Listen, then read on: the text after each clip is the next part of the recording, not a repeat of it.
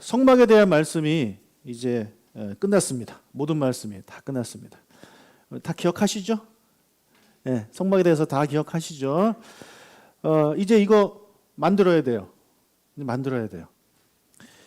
자, 이거 만들기 쉬울까요? 어려울까요?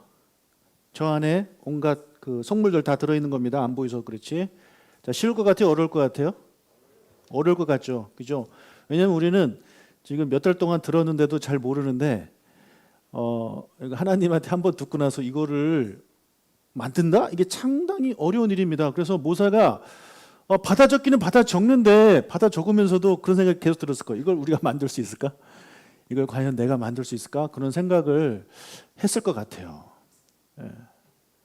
그런데 감사하게도 하나님은요, 나는 말했으니까 너가 알아서 만들어라 이렇게 내버려 두지 않으시고 이렇게 도와주십니다. 그래서 오늘 본문을 통해서 하나님이 우리에게 어떤 미션을 주시고 어떤 말씀을 주셨을 때, 자, 나는 말했으니까 난 분명히 얘기했다, 너희들이 알아서 해 라고 말씀하지 않으신다는 거예요. 우리가 하나님이 주신 말씀을 가지고 살아갈 수 있도록, 사역할 수 있도록 하나님은 일하십니다. 네, 할렐루야. 그래서 우리가 할 수 있는 거예요.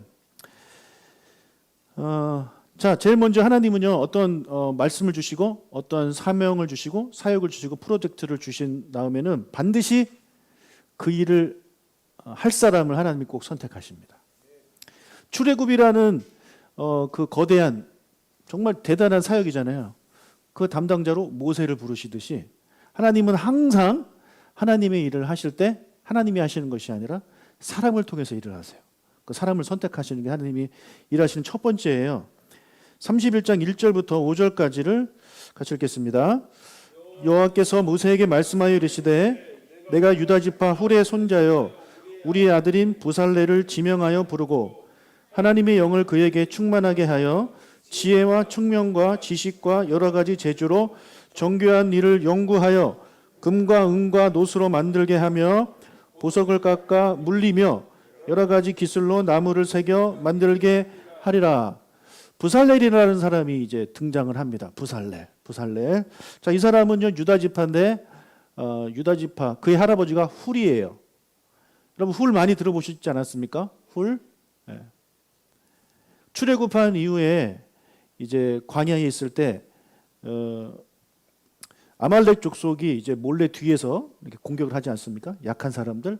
그때 모세가 기도를 하는데 손 들고 기도할 때 그를 도와주었던 아론과 훌, 그 중에 한 명이 바로 훌입니다. 그의 손자예요. 그러니 좀 젊은 사람이겠죠. 네, 젊은 사람. 자, 이름이 아주 멋있어요. 뜻이 하나님의 그림자 아래, 하나님의 보호 아래라는 뜻을 가지고 이렇게 이름을 줬습니다. 자, 부살렐이 맡은 일이 뭡니까? 우리 방금 읽었지만 금, 은, 동으로 성물을 만들어야 돼요. 그리고 또 보석을 세공하는 일을 이 사람이 합니다.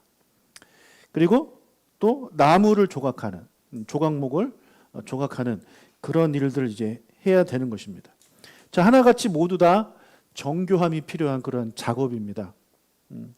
그리고 우리가 전에 그 사진으로 봤지만, 그림으로 봤지만, 상상해서 그린 거지만, 되게 멋있잖아요. 예, 그냥 상자 뚝딱 네모나게 만드는 게 아니라 거기 어떤 무늬도 넣고, 그다음에 이제 그룹의 모양도 되게 그걸 뭐라고 합니까? 조형물을 만들어 놓는데 이거 미대 나온 사람이 할 수 있는 거지 우리 같은 사람은 할 수 없는 일입니다. 자, 그런데 여러분 부살렐이라는 사람이 이런 일을 해봤을까요? 뭐 미대 나왔을까요? 뭐 미대까지는 안 나와도 뭐 예고 나왔을까요? 예중 나왔을까요? 아니요. 부살렐도요 얼마 전까지만 해도 뭐였냐면 노예였습니다. 노예란 얘기 뭐 하는 거예요? 그냥 벽돌 만드는 거예요. 이스라엘 백성이 했던 일이 벽돌 만드는 일 하지 않았습니까? 하루 종일 그거 평생 그것만 했던 사람입니다. 그것만 한 사람한테 갑자기 이거 만들어라 하면 이게 어떻게 가능하겠습니까? 그런데 이 부살렐이 비록 뭐 예고는 안 나오고 뭐 미대는 안 나왔지만 그래도 좀 손으로 이런 것들을 만드는, 이런 것 좀 그림을 좀 그리는 그런 재능이 좀 있었던 것 같아요. 저한테는 하나님이 미술적인 재능은 하나도 안 주셨습니다. 저는 뭐 운동이라든지 뭐 음악이라든지 이런 거에 재능이 조금은 있는데 미술은 전혀 없어요. 그래서 이 부살렐도 비록 전문적인 교육을 못 받았지만 그래도 뭐 길바닥에 앉아가지고 나뭇가지 하나로 그림을 그리며 오, 잘 그린다. 어른들이 지나가면서 한마디 했을 그 정도는 됐던 것 같아요.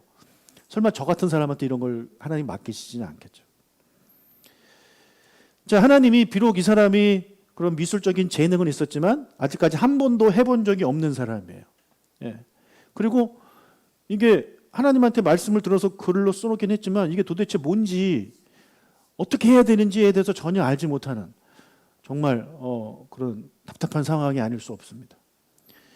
자, 그런 부살렐이 하나님이 말씀하신 성막과 성막의 그런 성물을 만들 수 있게 하기 위해서 하나님이 부살렐한테 무엇을 부어주시냐면 하나님의 영을 부어주십니다. 하나님의 영, 그렇죠? 하나님의 영. 자, 이것이 두 번째 과정이에요. 하나님은요, 하나님이 이를 위해 누군가를 선택하시고 내가 널 선택했으니 네가 알아서 해. 너 못하면 가만히 두지 않겠어 라고 말씀하지 않고 항상 하나님의 영을 부어주십니다. 이것은 구약시대 때도 마찬가지고 지금 신약시대 때도 마찬가지예요. 하나님이 여러분을 우리 교회 일꾼으로 세우셨는데 하나님의 영이 여러분과 함께 하심을 믿으시길 주님의 이름으로 축복합니다. 예. 그러니 목사님 저는 능력이 없어 이런 소리 해야 돼요? 말해야 돼요? 그 얘기 하시는 분들은 정말 성경을 모르시는 분이에요. 예.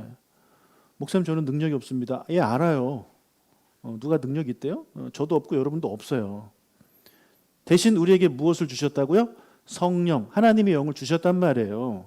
부살렐에게도 하나님이 하나님의 영을 부어 주셨어요. 그래서 무엇이 그에게 이제 가득했습니까?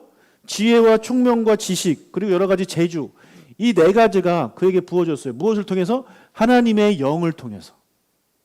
네, 하나님의 영을 통해서 이 네 가지가 그에게 부어진 것입니다. 여러분 지혜와 총명이 없이는요 하나님의 어떻게 보면 청사진이죠. 그걸 이해를 못해요. 하나님이 지혜를 주셔야 돼요. 총명함을 주셔야 돼요. 그래서 이렇게 만들어라 했을 때 딱 머릿속에 그게 딱 그려져야 되는 거예요. 아, 이렇게 만들면 되겠구나. 이게 하나님이 주시는 것이라는 거죠. 그 다음에 지식이 없어도 안 돼요. 지식. 뭐에 대한 지식이 필요하겠습니까?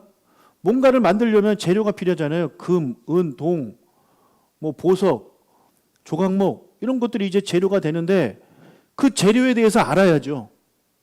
그 재료에 대한 지식이 있어야죠. 그죠? 그래야 뭔가를 만들 수 있는 거예요.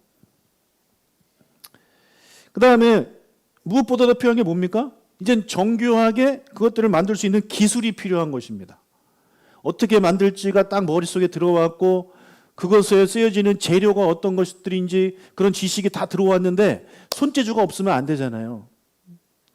그 재주를 하나님이 성령을 통해서 부어주셨다는 것입니다. 여러분 하나님이 우리에게 이제 사역을 맡기시고 우리를 부르신 다음에 성령을 여러분에게 부어주셨고요. 그 성령님을 통해서 여러분에게 필요한 것들을 하나님이 공급해 주심을 믿으시길 주님의 이름으로 축복합니다. 이게 믿음이 있는 자들이 할 수 있는 고백이에요. 내게 능력 주시는 자 안에서 내가 모든 것을 할 수 있다는 것은요. 교만이 아닙니다. 그것은 믿음입니다. 믿음이 있는 사람은 내게 능력 주시는 자 안에서 모든 것을 할 수 있다고 고백해요. 이 말은 뒤집어 말하면 뭡니까? 하나님이 나에게 능력을 주시지 않으면 나는 못한다는 거죠. 예. 여러분 이게 겸손인 거예요. 하나님이 나한테 주시지 못하면 나는 못한다. 그러나 하나님이 나에게 능력을 주시면 나는 할 수 있다. 이게 겸손이면서 이게 바로 믿음의 고백이라는 것입니다. 예. 목사님 저는 부족해요. 저는 부족해요. 이게 겸손이 아니에요. 그거는 무식이에요. 무식. 예. 성경에 대해서 무지한 거예요. 내가 믿는 하나님이 어떤 분인지 전혀 모르시는 분이에요. 어떻게 예수 믿은 지 30년, 40년이 됐는데도 여전히 저는 능력이 없어 이런 말을 할 수가 있습니까? 예. 내게 능력 주신 자 안에서 나는 할 수 있습니다. 이런 고백을 할 수 있기를 주님의 이름으로 축복합니다. 진심으로 그것이 여러분의 고백이 되길 바라요. 예. 그래야 제가 여러분한테 뭐 이거 좀 하시죠 하면 여러분이 아멘 하면서 하실 수 있는 거예요. 제가 뭐 여러분 뭐 부려먹으려고 이렇게 말씀드리는 게 아닙니다. 하나님 말씀을 저는 그대로 여러분한테 전하고 있는 거예요. 이제 연말이 다가오죠. 연말이 다가온다는 얘기는 뭔가 뭐 이렇게 좀 조직의 변화 이런 게 있을 수 있는 거 아닙니까? 뭐 리더가 새로 세워질 수도 있는 것이고, 뭐 팀장이 새로 세워질 수도 있는 것이고, 그때 이제 하나님이 여러분 꿈에 나타나가지고 아무개 집사야, 너 내년부터는 리더해라, 뭐 이런 말씀 안 하십니다. 그렇게 말씀하시면 좋겠지만, 하나님은요 이 질서의 하나님이시기 때문에 이 교회에 권위를 주신 저를 통해서 또 여러 리더를 통해서 그런 것들이 이제 전달이 되는 거예요. 그래서 교회에서 어떤 사역을 맡기고 그럴 때는 물론 못하지만 능력이 없지만 내게 능력 주시는 자, 즉 성령 하나님 안에서 내가 모든 것을 할 수 있습니다. 아멘하고 순종하겠습니다. 라고 그렇게 믿음의 고백을 해주시길 주님의 이름으로 축복합니다. 네. 왜 아멘이 작아요? 네? 왜 아멘이 작냐고요? 네. 여러분 한번 경험해 보세요. 경험해 보세요. 순종했을 때 어떤 일이 일어나는지. 나는 절대 못할 것 같은데 순종했을 때 어떤 일이 벌어지는지를 여러분 하나님 살아계심을 믿으시잖아요. 경험해 보시기를 주님의 이름으로 축복합니다. 자, 세 번째로 하나님이 어떻게 일을 하시냐면 도울 자를 세우세요. 지금 부살레를 세웠는데 부살레를 혼자 할 수 있는 일이 아니에요. 예. 뭐 혼자 했다가는 뭐 10년, 20년, 30년 걸릴지도 모르겠어요. 혼자 할 수 있는 일이 아니에요. 도울 자를 세우십니다. 6절을 읽겠습니다. 내가 또 단지파 아히사막의 아들 오홀리압을 세워 그와 함께 하게 하며 지혜로운 마음이 있는 모든 자에게 내가 지혜를 주어 그들이 내가 내게 명령한 것을 다 만들게 할지니. 자, 오홀리압이라는 사람을 하나님이 세우시겠대요. 이 사람은 단지파예요. 그 오홀리압을 세워서 그와 함께 하겠다. 그가 누굽니까? 그가 누구예요? 부살렐이에요. 네. 내가 오홀리압을 세워서 부살렐과 함께 하겠다라는 거예요. 그를 돕는 자로 내가 세우겠다라는 것입니다. 그런데 여러분 오홀리압만으로도 또 안 돼요. 워낙에 큰 프로젝트이기 때문에 더 필요한 거예요. 그래서 여기 보니까 지혜로운 마음이 있는 모든 자들에게 그들을 선택해서 내가 그들에게 지혜를 주어서 기본적으로 지혜가 있는데 거기에 지혜를 더 부어 주셔서 이 일들을 오홀리압과 부살레를 도와서 완성할 수 있도록 하겠다. 예. 하나님이 하시겠다라는 거예요. 모세한테 시킨 게 아닙니다. 모세야, 너는 누구 네가 사람들 중에 좀 골라가지고 괜찮은 애 뽑아서 어떻게 한번 해봐라. 이렇게 말씀하신 게 아니라 계속 보세요. 내가 하겠다는 거예요. 내가 부살레를 지명할 것이고 내가 하나님의 영을 부어줄 것이고 내가 오홀리압을 선택할 것이고 내가 또 지혜 있는 자들한테 지혜를 주어서 이 일을 완성하게 하겠다. 하나님이 하시겠다고 하는 거예요. 여러분 우리 눈에는요 하나님이 일하시는 걸로 안 보일 수 있어요. 하나님은 도대체 뭐 하시나? 그냥 저 하늘에 계시나? 그렇게 생각할 수 있지만 여러분 하나님이 일하고 계심을 믿으실 주님의 이름으로 축복합니다. 네. 하나님이 일하시고 있는 거예요. 우리 교회에서도 여러분의 삶 안에서도 여러분의 가정에서도 하나님이 일하고 계세요. 네.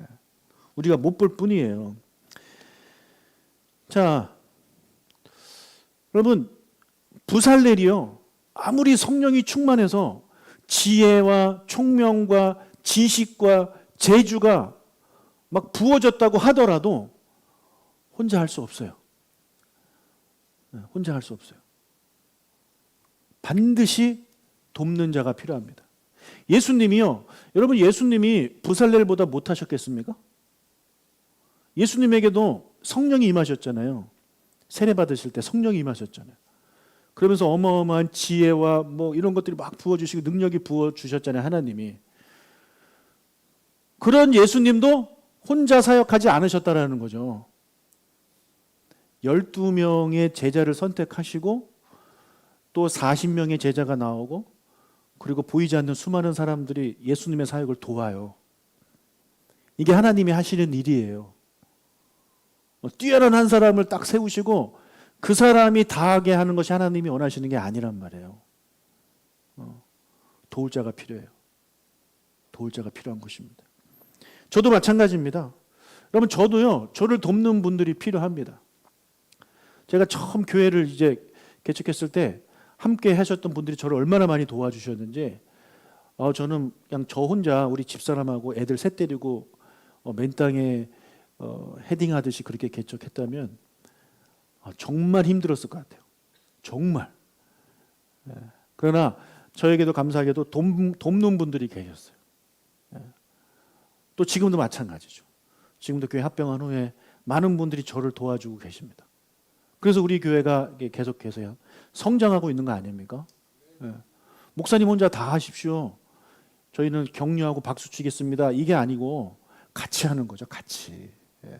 저와 여러분은요 동역자예요. 동역자. 같이 일하는 존재란 말이에요. 제가 위에 있고 여러분 밑에 있는 게 아니라 같이 나란히 주님의 일을 하고 있다라는 사실을 우리가 꼭 기억하시길 주님의 이름으로 축복합니다. 여러분 가정에서도 마찬가지예요. 가정에서도. 여러분 가정에서도요 엄마나 아빠 혼자 할 수 없어요.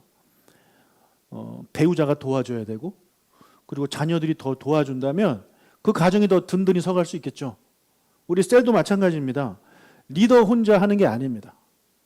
우리 리더 되시는 분들 혼자 하려고 하지 마세요. 여러분이 부살 내립니까? 그럼 여러분에겐 오홀리압이 필요해요. 부리더 세우세요. 또 오홀리압만 필요한 게 아닙니다. 또 여러분들을 도울 지혜 있는 사람들이 필요합니다. 같이 하는 거예요. 같이. 그래야 셀이 건강해지는 거죠. 혼자 하려고 하니까 리더님들 힘들어가지고 번아웃 돼서 힘들어 못하겠다. 그만두고 싶다. 이런 생각이 계속 드는 거죠. 근데 누가 옆에서 자꾸 도와주면요.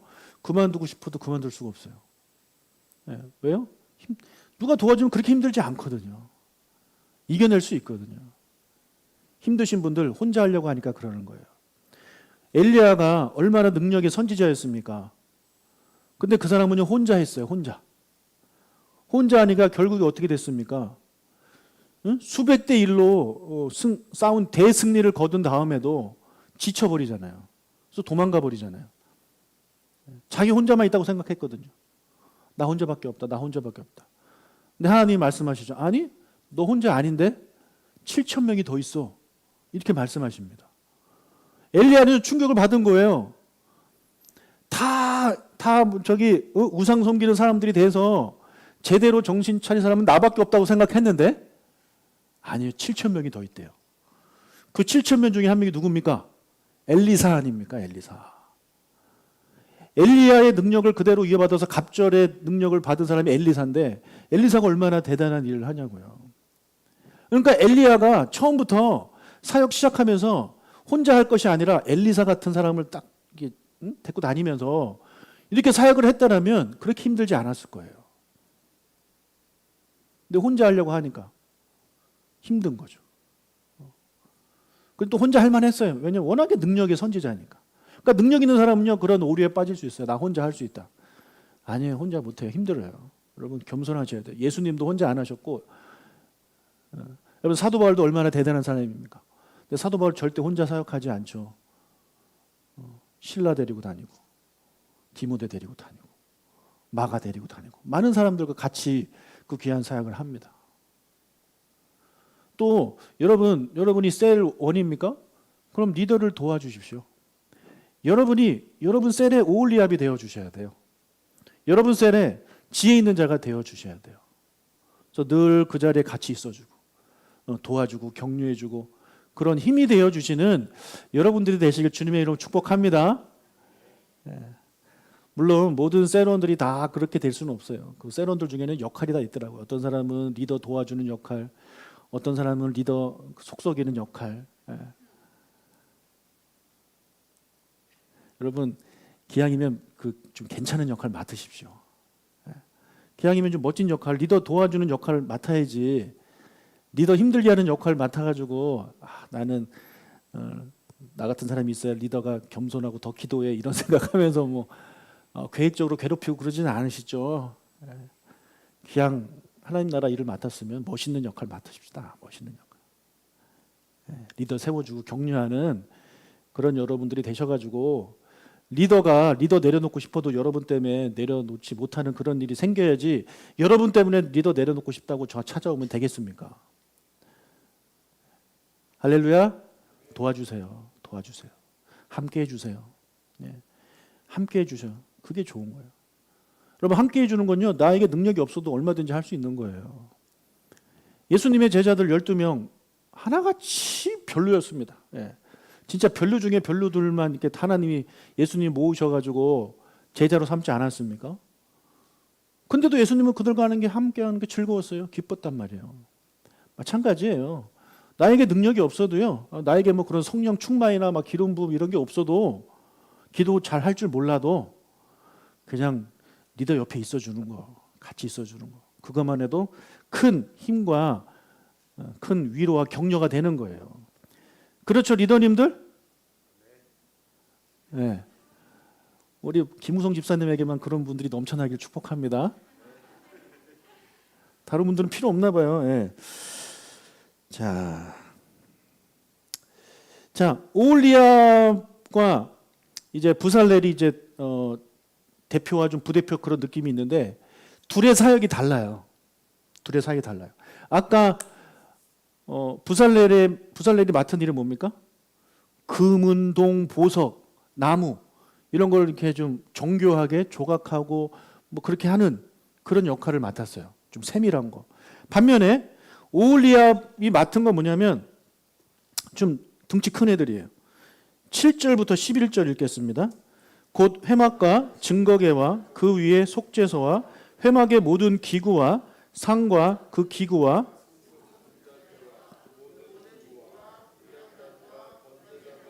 그 모든 기구와 물두멍과 그 받침과 제사직을 행할 때에 입는 정교하게 짠 의복 곧 제사장 아론의 성의와 그의 아들들의 옷과 관유와 성소의 향기로운 향이라.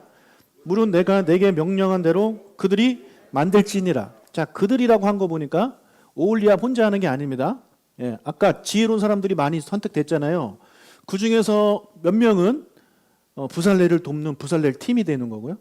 그리고 그 중에 또 나머지는 지금 오홀리압을 돕는 오홀리압 팀이 되는 거예요. 그래서 오홀리압 팀은요, 방금 우리 읽었지만 증거계, 속죄소, 그 안에 있는 기구들, 뭐 등잔대, 분향단, 번제단, 물두멍, 심지어 옷, 제사장의 옷도 그들이 만들고요. 그리고 지난주에 배운 관유도 이들이 만들어요. 그리고 향, 분향단에 필요한 그 향도 이 오홀리압 팀이 만드는 거예요. 여러분, 부살렐이 맡은 사역과 오홀리압이 맡은 사역은 달라요. 달라요. 그러나 이 둘은 서로 연결되어 있어요. 이 둘이 연결될 때 진정한 사역이 되는 거예요. 먼저 우리 뭐 하나만 예를 들어봅시다. 증거계 예를 들어봅시다. 증거계는 나무로 만들죠. 예. 나무로 뚝딱뚝딱. 이거 누가 만들어요? 오홀리압 팀이 만드는 거예요. 거기에 금을 입히고 금으로 물이 내는 거 누가 하는 거예요? 부살렐 팀이 하는 거예요. 예. 오홀리압 팀이 만들면 그거를 이제 부살렐 팀에 보내면 부살렐 팀이 그거 가지고 완성을 하는 거예요. 예. 그러니까 이 두 팀이 다 필요한 거예요. 한 팀만 있다고 되는 게 아닙니다. 자, 이렇게 하나님은요, 서로 협력하게 하시는 거예요. 협력. 나만 잘한다고 되는 게 아니에요. 이 사람도 잘해야 돼요. 또 이 사람만 하고 나는 일을 안 하면 되는 게 아니에요. 나도 해야 돼요. 그래야 하나님의 일은요, 협력해야 될 때 이게 완성되는 겁니다. 우리 교회도 마찬가지입니다. 여러분, 우리 교회 안에 많은 사역들이 있는데 우리 크게 그 종류가 분류를 네 가지를 할 수 있잖아요. 예배, 선교, 교육, 교제. 여러분, 이 네 가지는요 다 연결되어 있어요. 뭐 예배 따로, 교육 따로, 선교 따로, 뭐 교제 따로 이렇게 나누어지지 않아요. 다 연결되어 있어요. 서로 연결되어 있기 때문에 예배가 살아나면 거기서 선교의 마인드가 살아나고, 선교하는 마음이 생기면 하나님을 알고자 하는 마음이 생기고, 하나님을 아는 마음이 이렇게 많아지면 영혼을 사랑하는 마음이 생기기 때문에 교제가 더 풍성해져요. 또 교제 풍성하고 썰 모임 하다 보면 말씀에 대한 더 갈급함이 있어서 더 예배를 사모하게 돼요. 이런 것들이 계속 연결되어 있고, 또 이런 예배 안에는 교제의 그런 요소도 들어가 있고요. 또 셀 모임 안에도 예배의 요소들이 들어가 있어요. 거기에 또 선교의 요소들도 들어가지 않습니까? 거기에 교육의 요소들도 들어가 있어요. 다 섞여 있어요. 다 섞여 있어요. 그래서 교회 사역은요, 모든 것들이 다 협력해야 되는 거예요. 예, 모든 것들이 다 합력하여 선을 이루는 게 바로 하나님의 나라 일입니다. 교회 사역입니다. 그러니 내일만 잘하면 된다라고 생각할 것이 아니라 다른 사역을 위해서도 기도를 해주는 그런 우리가 필요한 것이에요. 예, 내가 맡은 부서만 기도할 것이 아니라 다른 부서. 내가 청소년부면 우리 어린이부를 위해서도 기도해줘요. 왜 어린아이들이 커서 또 청소년 되는 게 아닙니까? 그렇죠. 다 이렇게 연결이 되어 있는 것이기 때문에 우리는 다 함께 하나님의 교회, 하나님의 사역을 이렇게 완성해 간다라는 그런 생각을 가지고 나에게 주어진 일 최선을 다해서 감당하시길 주님의 이름으로 축복합니다. 예.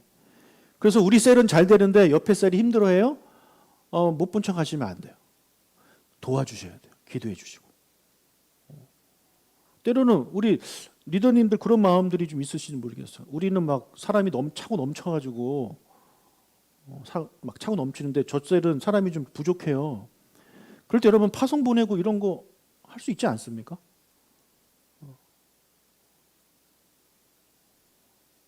그런 거 좀 생각 좀 해보세요. 우리 리더 되시는 분들은.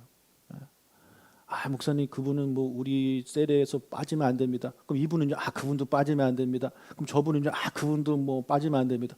물론 빠지면 안 되지만, 예, 힘들어하는 순이 있잖아요. 힘들어하는 셀이 있잖아요. 그럼 보내줄 수 있어야죠.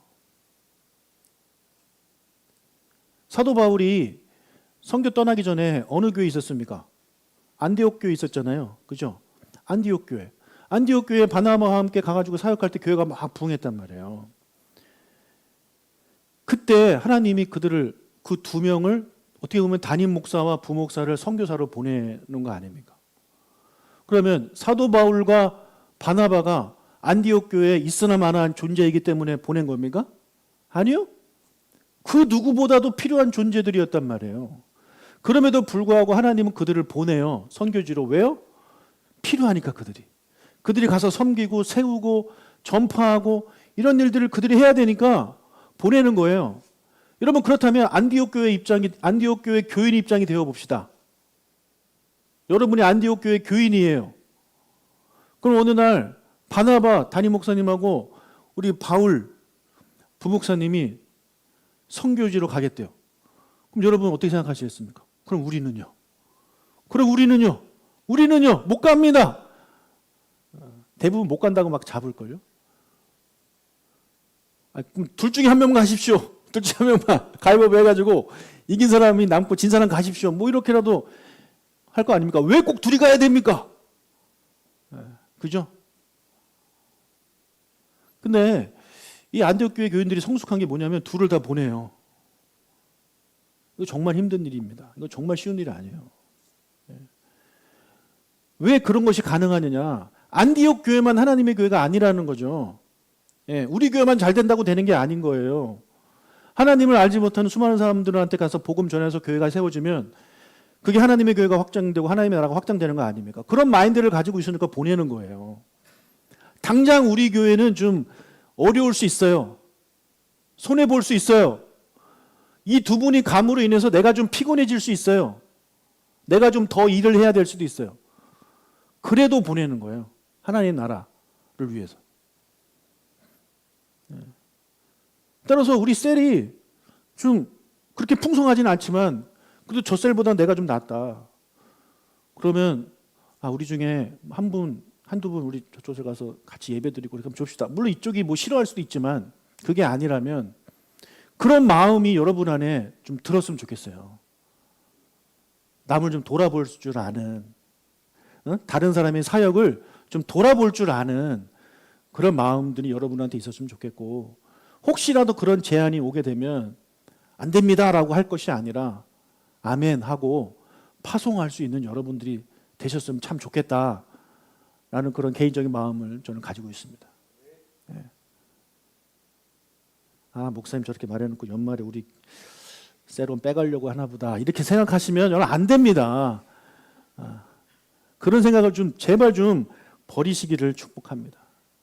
우리 조광목이나 이런 분으로 모인 하나의 교회 아닙니까? 여기서 뭐 누구세 이거는 그냥 너무 많으니까 쪼갰을 뿐이지.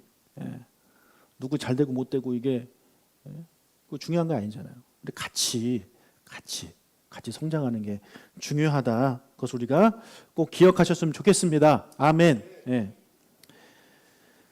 자, 하나님이 성소에 대한, 성막에 대한 청사진을 보여주시고 인간이 그거를 완성합니다.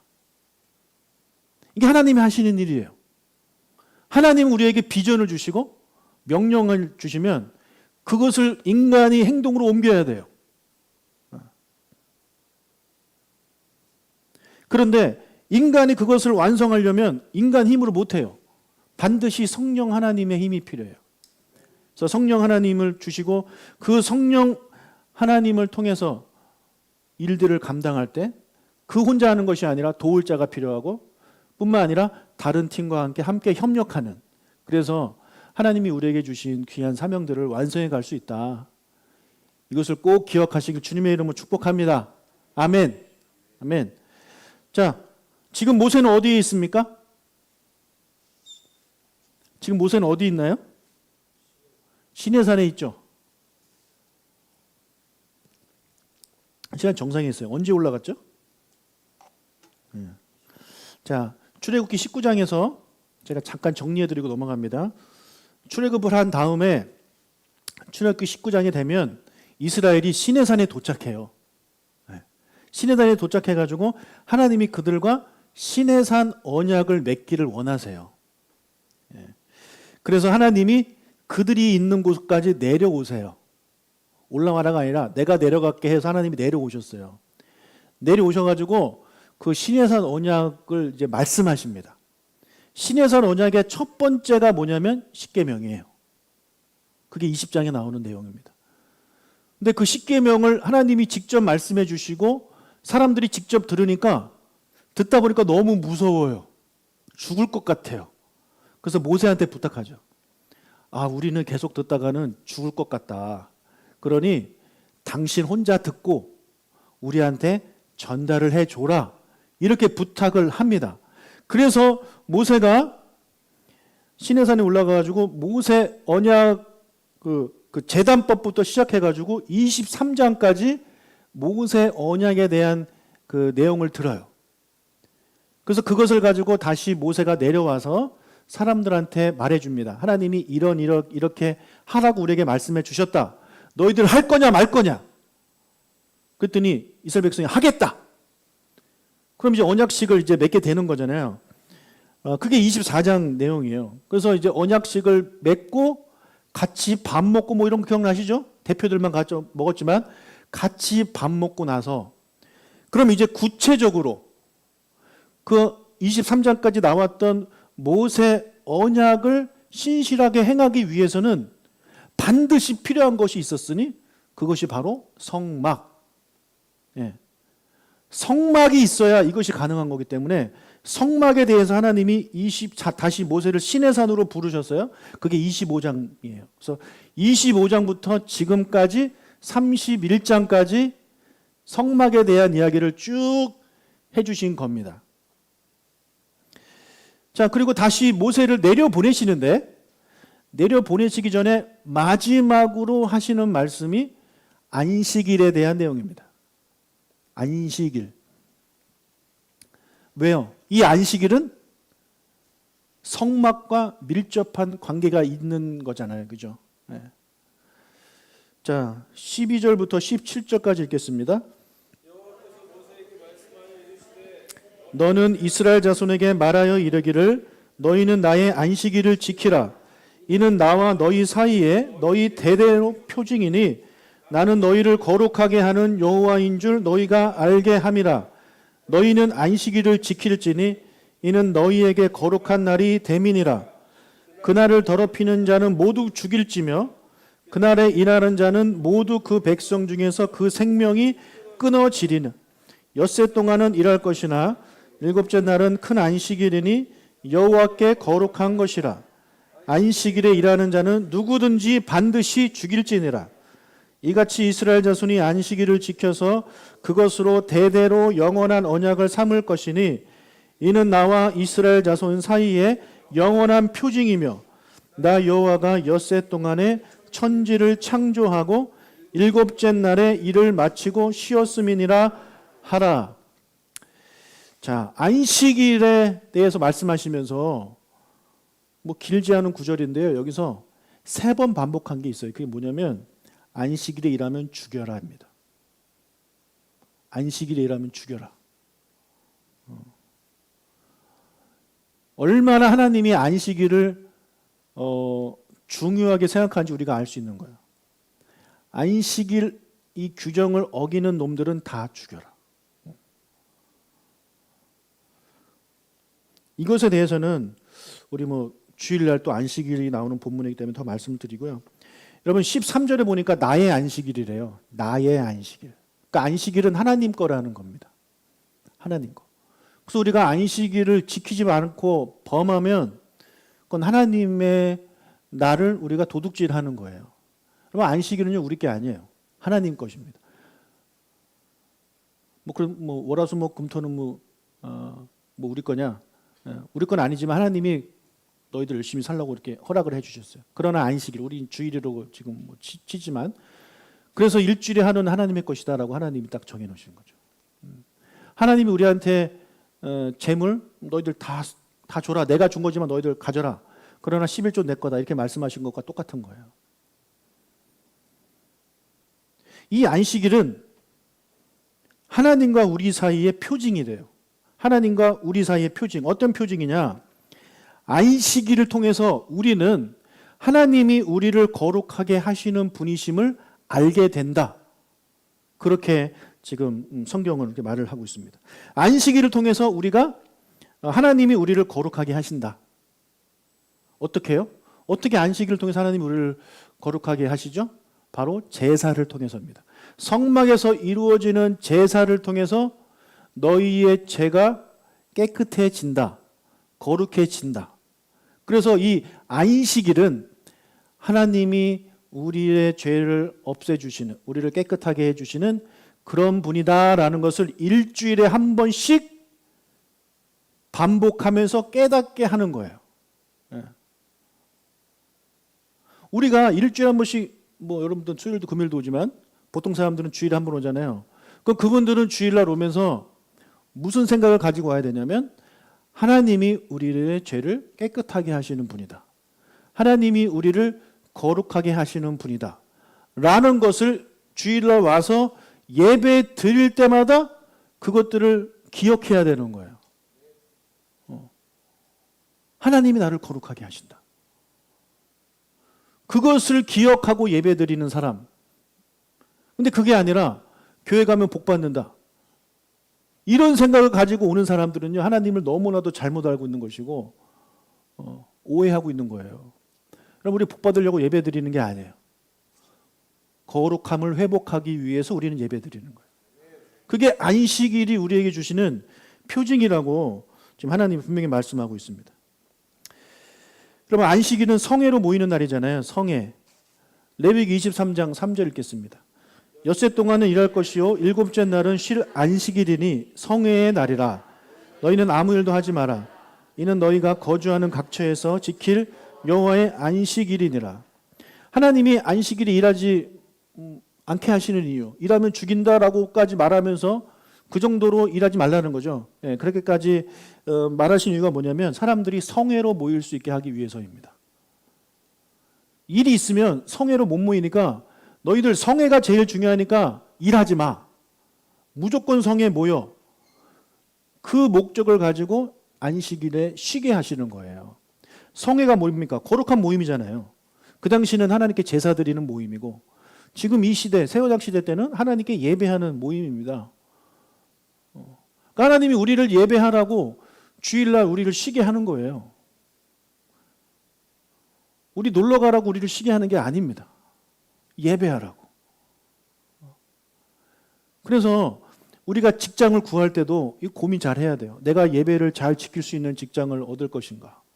결혼할 때도 마찬가지죠. 내가 이 사람과 결혼하면 이 사람이 내가 주일날 교회에 가는 것을 막을 것인가, 보내줄 것인가. 물론 같이 오면 제일 좋겠지만 뭐 어쩔 수 없이 불신자와 결혼하게 된다. 그럼 교회 가는 거 꼭 허락을 맡아야 돼요. 우리 강 권사님처럼. 그래서 강 권사님 지금까지 이제 마음껏 예배 드리시는데, 근데 그게 아니다. 그러면 내가 이 사람과 결혼함으로 말미암아 내가 예배 드리는 거가 방해되고 못 가는 일이 발생되면 우리의 거룩함이 회복되지 못해요. 예. 직업도 마찬가지고 어떤 선택을 해야 되는지 우리는 잘 알아야 됩니다. 안식일, 우리 주일날 와서 예배 드리는 거, 우리가 이것을 우리의 삶의 가장 큰 이유고, 우리가 구원받은 가장 큰 이유 중에 하나고, 우리가 해야 될 사명 중에 첫 번째가 바로 예배예요. 그러니 이것을 지키기 위해서, 우리 안식일, 주일 성수를 하기 위해서 우리가 어떤 선택들을 할 때 정말 기도하면서 잘 선택해야 돼요. 그래야 우리가 교회에 와서 우리의 거룩함이 회복되는 것입니다. 여러분, 안식일은요, 그런 거죠. 다람쥐 쳇바퀴 돌듯이 정신없이 사람들이 살잖아요. 근데 일주일에 한 번, 그 일주일에 한 번만이라도 모든 것을 멈추고 내려놓고 아버지 집에 모여서 아버지께 찬양하고 예배하고 말씀 듣고 기도하면서, 아, 그래, 나는 하나님의 자녀구나, 하나님의 자녀답게 살아야지 라고 결단하고, 그렇지 못한 것에 대해서 회개하고 다시 한번 나를 돌아보고 회복하는 그런 시간을 우리가 반드시 가져야 되는 거예요. 여러분들은 너무나도 잘해 주셔가지고 너무 감사해요. 그러나 그렇지 않으신 분들이 계시잖아요. 그런 분들을 위해서 여러분들 기도해 주시기를 주님의 이름으로 축복합니다. 자, 하나님이 여기까지 말씀하시고 이제 마지막으로 어떻게 보면 수료증 같은 거예요. 네. 돌판 주십니다. 18절 읽겠습니다. 여호와께서 신의 산 위에서 모세에게 이르시기를 마치신 때에 증거판 둘을 모세에게 주시니 이는 돌판이요 하나님이 친히 쓰신 것이더라. 와, 이거 원본이 남아있으면 어떤 모습일까 되게 궁금한데, 하나님은요 절대 원본을 남기지 않습니다. 절대 하나님 원본을 남기지 않아요. 왜요? 우상되거든요. 그게 방주? 절대 발견되지 않습니다. 법궤? 절대 발견되지 않아요. 법궤에서 떨어진 방주에서 떨어진 나무 하나만 발견돼도 막 그거 사람들 가서 막 만지고 싶고 하고 막 기도하고 뭐 그럴걸요. 우상돼 버려요. 하나님은 절대 실수가 없으신 분이기 때문에 그런 건 남기지 않습니다. 저는 뭐 그런 거 발견됐다 믿지 않아요. 제가 아는 하나님은요 그렇게 일하시는 분이 아니에요. 자, 이렇게 40일 동안 시내산에 올라가서 어떻게 구체적으로 어떻게 하나님 섬길 것인가, 성소라는 것을 말씀해 주시고 안식일을 통해서 말씀해 주시고 모든 것이 끝났어요. 이제 모세가 이제 내려옵니다. 그거 다음 주에 말씀드리도록 하겠습니다.